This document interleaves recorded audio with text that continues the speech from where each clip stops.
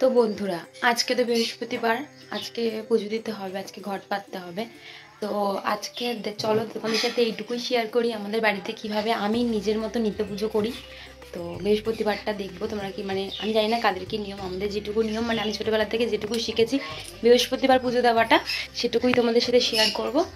যেহেতু সকাল তাড়াতাড়ি সবার আগে স্নানটা হয়ে গেছে, তাই আমি পুজোটা দেবো। তো চলো তোমাদের বৃহস্পতিবারে আছে কি করে পুজো দিই সেটুকুই তোমাদের সাথে শেয়ার করব। প্রথমেই দেখাই আমাদের গোপু সোনাকে। এই দেখো আমাদের গোপু সোনা, এটা হলো আমাদের বাড়ির ছোট পুত্র, মানে খুব আদুরে, মুখটাই তোমরা দেখে বুঝতে পারছো ভীষণ আদুরে থাকে। আর এটা ওর সঙ্গী। আর এই যে লোকনাথ বাবা আছে, এখানে শিবলিঙ্গ আছে, গণপতি বাপ্পা আছে, লক্ষ্মী ঠাকুর আছে, সবাই আছে। যাই হোক, আর এখানে আছে কার্তিক ঠাকুর, যে বজরংবলী কালী ঠাকুর। তো এগুলো হলো আমাদের গাছের ফুল, আর মাও এনেছে বাজার থেকে।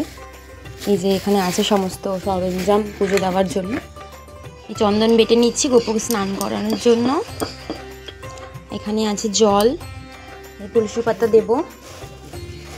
আর এই যে এখানে ঘি, মধু, অগরু। আর এই যে আমাদের গোপু, ছোট্ট গোপু সোনা। আর আজ তো বৃহস্পতিবার, সব ঠাকুরকে স্নান করিয়ে পরিষ্কার করে মানে পুজো দিতে একটু একটু টাইম লাগে, তখন কোনো ধৈর্য নিয়ে গোপু স্নানের জলে তুলসী পাতা দিয়ে দিয়েছি। আর এই যে অগরু একটু দিয়ে দেবো, একটু মধু দিয়ে দেবো, আর একটু ঘিও দিয়ে দেবো। আর এই যে চন্দনটা মাখিয়ে গালে, হাতে,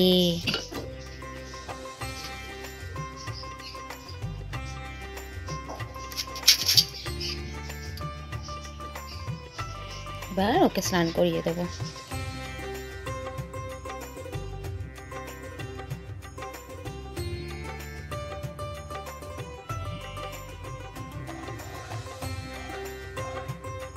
তো আমাদের গোপু তো রেডি, সাজুগুজু করে। সবাই একটু বলো কেমন লাগছে। তো এবার দেখো লক্ষ্মী মাকেও রেডি করে নিলাম। কি সুন্দর লাগছে না আমাদের বাড়ির লক্ষ্মী ঠাকুরটাকে। তো আমাদের ছোট্ট লক্ষ্মী, এবার শিব ঠাকুরটাকেও স্নান করিয়ে নেব। মানে আমি যেটুকু পারি তোমাদের সাথে সেটুকুই শেয়ার করলাম, প্লিজ আমার ভুল ত্রুটিগুলো বলো তোমরা। এবার আমি ধান দুব্য দিয়ে লক্ষ্মী মায়ের ঘরটা পেতে নেব।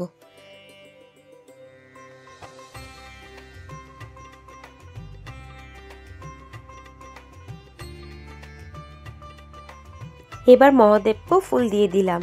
মহাদেবকে ফুল দিয়ে এবার সব ঠাকুরকে একে একে সবার প্রিয় ফুলগুলো দিয়ে দিলাম। আর হ্যাঁ, তোমাদের সাথে একটা কথা শেয়ার করি, এই সব ফুলগুলো দেখছো না, এগুলো সব আমাদের বাড়ির গাছের ফুল। আমার ভীষণ ভালো লাগে নিজের হাতে সব ফুল আমি গাছ থেকে তুলে নিয়ে এসে সেই ঠাকুরকে সেই ফুলগুলো দিয়ে পুজো দিতে আমার ভীষণ ভালো লাগে। দেখো তো আমাদের গোপুসোনাকে সাজানোর পর কী সুন্দর লাগছে।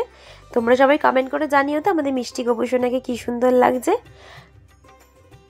তারপর সব ঠাকুরের প্রসাদের থালা সাজিয়ে সব ঠাকুরকে এই প্রসাদ নিবেদন করলাম ঠাকুরের সামনে। তারপরে বলো তো আমাদের সব ঠাকুরকে কীরকম লাগছে। সব বাড়ির গাছের ফুল দিয়ে আজকে সব ঠাকুরকে পুজো দিয়েছি। আমার তো ভীষণ ভালো লাগছিল দেখে। তোমরা একটু জানিও তো কেমন লাগছে আমাদের সব ঠাকুরকে। সব কিছু সেরে আমি লক্ষ্মীর পাঁচালিও পরে নিয়েছিলাম। আর লক্ষ্মীর পাঁচালির ক্লিপটা তোমাদের সাথে শেয়ার করা হয়নি। তারপর একটু ঠাকুরকে আরতিও করে নিচ্ছিলাম। আর বলছিলাম, ভগবান তুমি সবাইকে ভালো রেখো আর তুমিও ভালো থেকো।